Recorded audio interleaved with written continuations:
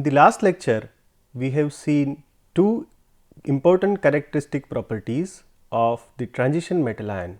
That is, we have seen about the magnetism and also one of the very important property, that is the catalysis possessed by transition metal ion. In this lecture, I am going to introduce to you two more important properties of the transition metal ion, that is the complex formation and coordination number and geometry of transition metal ion. Let us first understand the first property, that is complex formation ability of the transition metal ion. One striking feature of this metal ion is formation of the complexes. A complex is formed when a central metal atom or ion is surrounded by other molecules or ions which form dative covalent bonds with the central metal atom or ion. In fact, transition metal ion in the native state, that is in atomic state, as well as in the ionic state, it form a complexes. Large number of complexes are formed by the transition metal ion, and moreover the geometries and the color of the complexes also different in each complexes. The molecule or ions that donate lone pair of electron to form the dative covalent bonds are called ligands. As we know, for the complex formation we require to have two things, one is the metal ion and the other one is the ligand. The metal ion is, of course, we have a transition metal ion forming a complex, and the ligand can be a neutral molecule or it can be anionic or cationic compounds. Complex compounds are those in which the metal ion binds a number of anion or neutral molecules, giving a complex species with characteristic properties. The transition metal form a large number of complex compounds. In fact, every day a new complexes of the transition metal ion are formed, and there is a countless number of complexes has been structurally characterized every day in this world.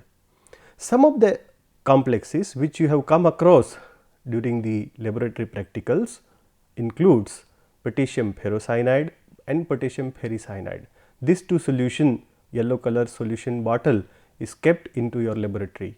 You have also come across the very important copper complexes which is formed when the ammonia solution is added into the copper solution, forming a blue color complex, that is tetraamine cupric sulphate. So, these are the few example having different transition metal ion and different ligand. Now, the question comes, why complex formation by the transition metal ion? In contrast to the S block elements, namely alkali and alkaline earth metal, the transition metal ion forms a large number of complexes. Even S block element also form some of the complexes, but the number are not very large as in case of a transition metal ion. Why this? This is due to mainly two reasons. Number one, comparatively smaller size of the transition metal ion. Not only the size, but the higher available positive charge on this metal ion also attracts a good number of ligand. And also the second reason is lying in the availability of the d orbital, because the transition metal ion have vacant low lying available d orbital which can accommodate the pair of electron donated by the ligand, and therefore, it is one of the major reason to form a large number of complexes by this metal ion. After seeing this, let us first understand what is a ligand. Ligand can be an ion or a molecule having at least one lone pair of electron that can be donated to the central metal atom or ion to form a dative covalent bond. Here the bond formation occurs between the ligand and that of the transition metal ion. If we have to understood this in terms of a Lewis concept, then in the complex formation the ligand is is donating a pair of electron and therefore, it is acting as a Lewis base, while the metal ion is accepting a pair of electron from the ligand and therefore, it will be acting as a Lewis acid. So, in fact, it is an acid base reaction in which the Lewis acid, that is transition metal ion, is combining with the Lewis base, that is the ligand molecule, to form a complexes. A bond that is formed when the pair of electron is donated by an atom, it is called as coordinate covalent bond. You have already learned in the Werner's coordination theory that the bond formed between the metal and ligand is a dative bond, or it is called as coordinate covalent bond. How this bond is formed is shown into this picture, that the silver ion when combined with the ammonia molecule, then it will form a complex, and the bond formed between them is a dative bond or coordinate covalent bond.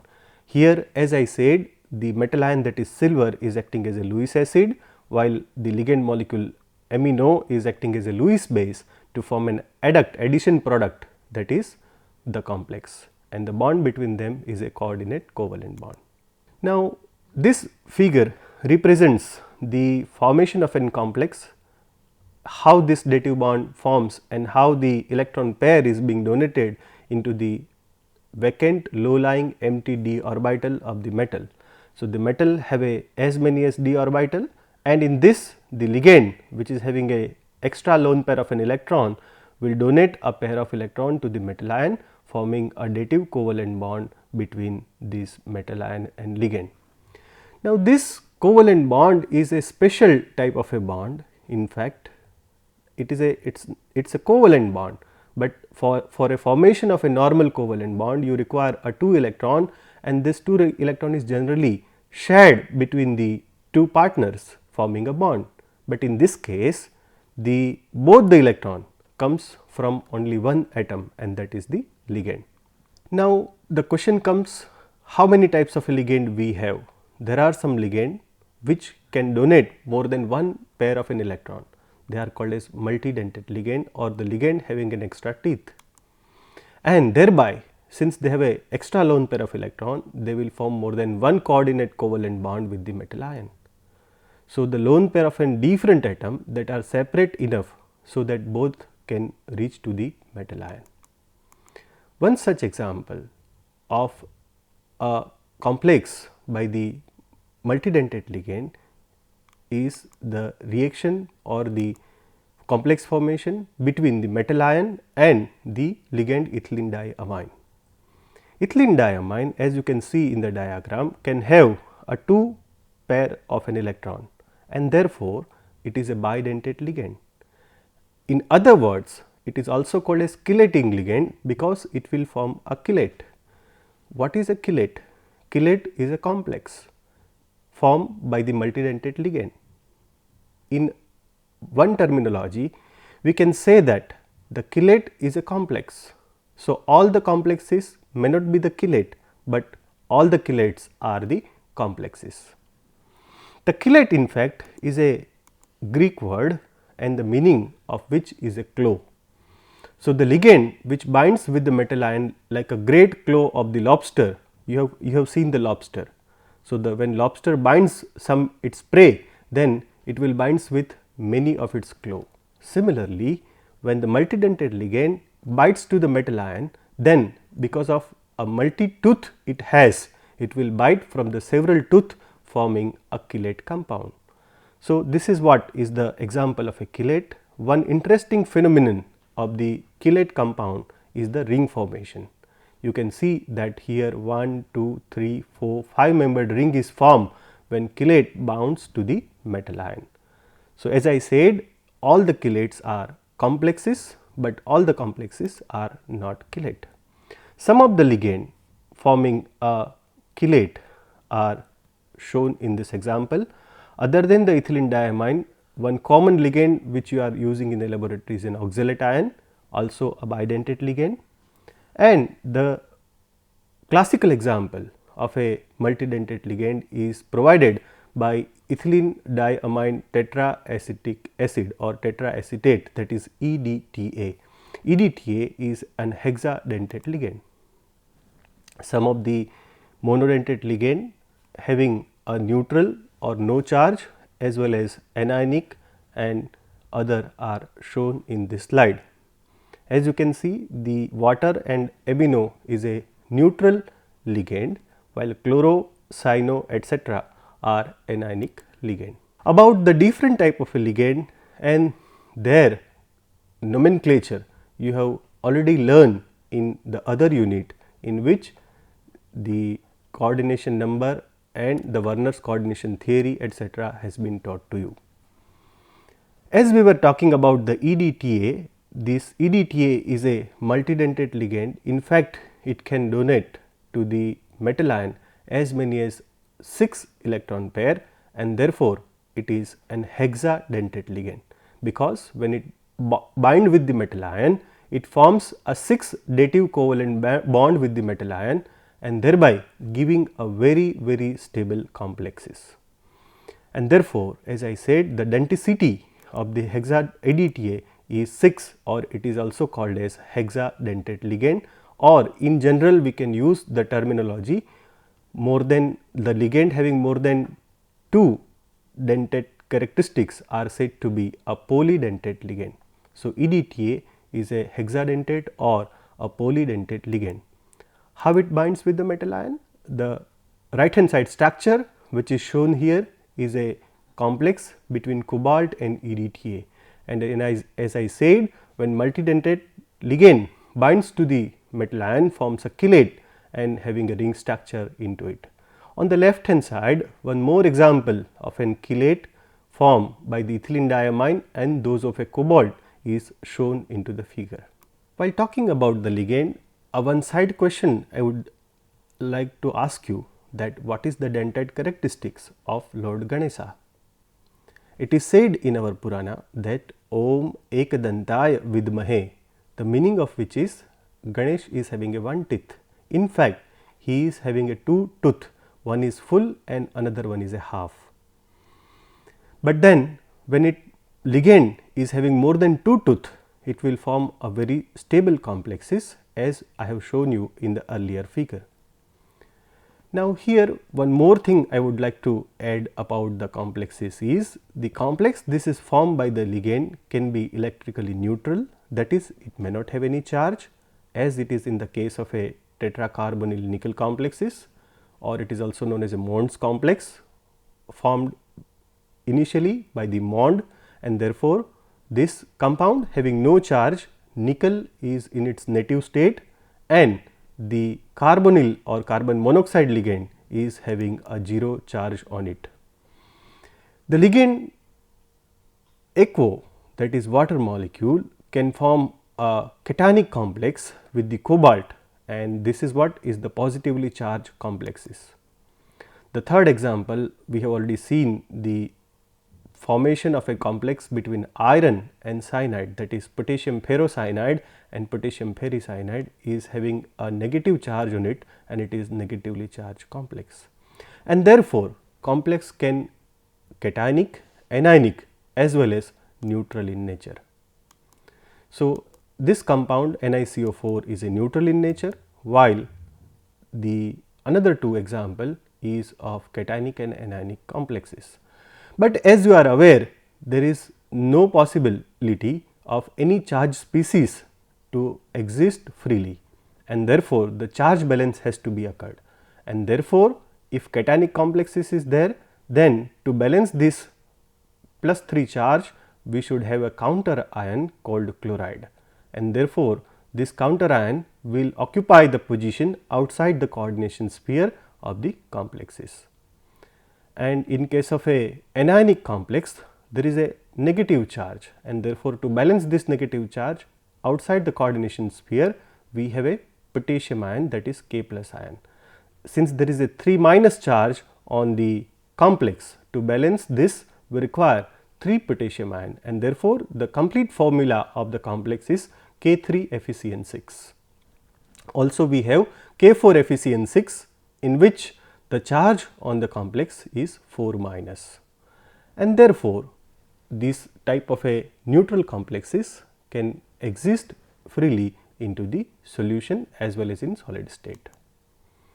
After understanding these things about the complex, one very important feature also we have to learn about the complex, and that is the replacement of one ligand by the another, that is the displacement of one ligand or substitution of one ligand by the another. It is also called as ligand exchange reaction.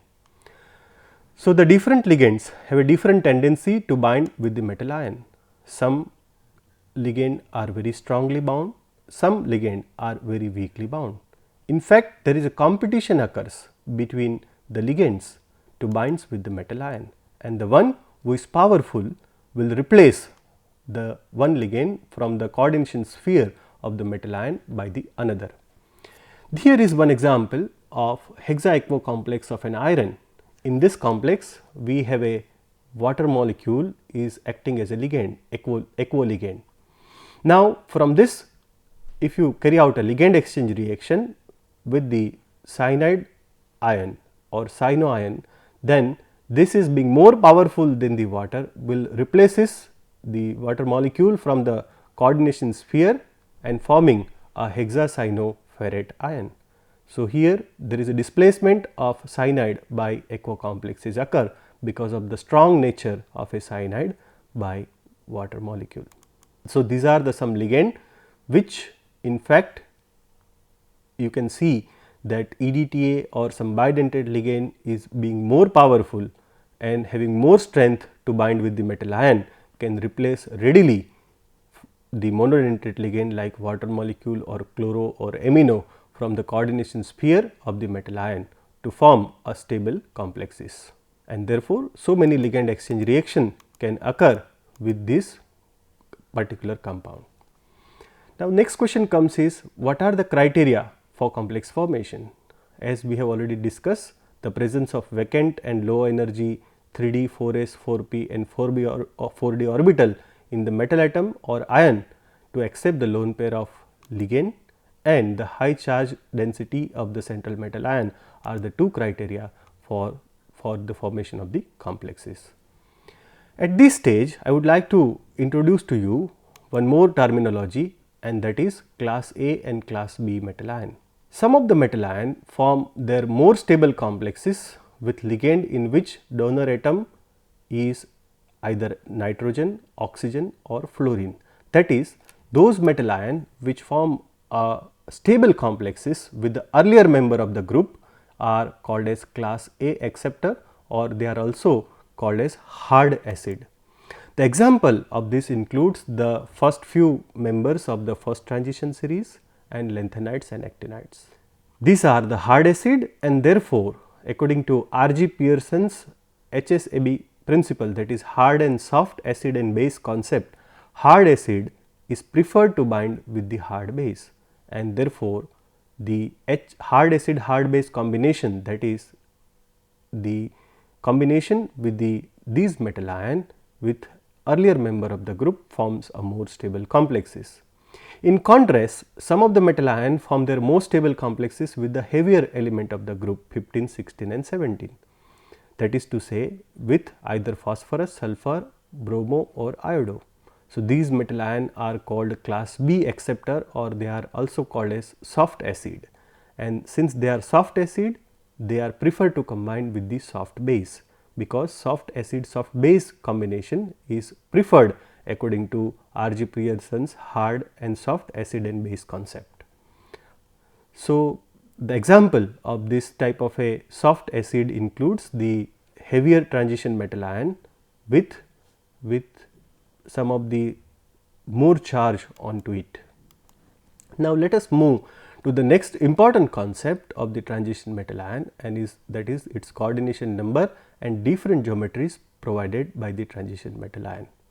So, as you have learned in the Werner's coordination theory, that the number, what is coordination number? The coordination number of the central metal atom or ion in a complex is the number of dative covalent bond formed by the central metal atom or ion in a complex. So, how many dative covalent bond is formed will tell you the coordination number of the central metal ion. The transition metal ion possess a different coordination number. The sum of the common coordination number is 2, 4 and 6. In fact, this coordination number also provides a different geometries around the central metal ion. Say for example, if you have a coordination number 2, then hybridization along the metal ion or around the metal ion will be sp hybridization, and the shape of the molecule will be linear, that is to say the bond angle between the metal and ligand will be 180 degree. Now, if we have a 4 coordination number, then there are two possibility, either it can have a tetrahedral geometry or a square planar geometry. The common example of a tetrahedral complexes includes the amino complex of zinc and chloro complex of cobalt, and the common example of a square planar complex includes the tetraamine cupric complex and tetrachlorocupric complex. Now, as you can see, the word tetrahedra means, tetra means 4 and hydra means faces. There are 4 faces are formed around the metal ion, and therefore, the name tetrahedral, while this is a planar structure having a square, and therefore, it is a square planar geometry. The bond angle in each case, in the tetrahedral it will be 109.5 degree, and in the square planar the bond angle will be 90 degree. So, when you have a 4 coordination number, the possible stereochemistry or possible geometry around the metal ion is either tetrahedral or square planar. Of course, the hybridization in both the cases will be different. If you have a tetrahedral compound, then the hybridization will be sp3, and in case of a square planar, the hybridization will be dsp2. Here the low lying inner d orbital is used in the hybridization procedure. Now, if the coordination number is 6, the only possible geometry is octahedral. Again, the word octa means 8 and hydra means faces, and therefore, there are 8 faces are formed when metal ion and 6 ligand around them forms this type of an octahedra. Here the hybridization is sp3d2 forming a 6 hybrid orbital, sp3d2 hybrid orbital, and the common example includes the hexaamino chromium compound and hexacyano iron complexes. Now, this slides also sum up all these 4 type of a geometries and their shapes around the metal ion. Now, how this is formed? Let us first see the octahedral complex formation.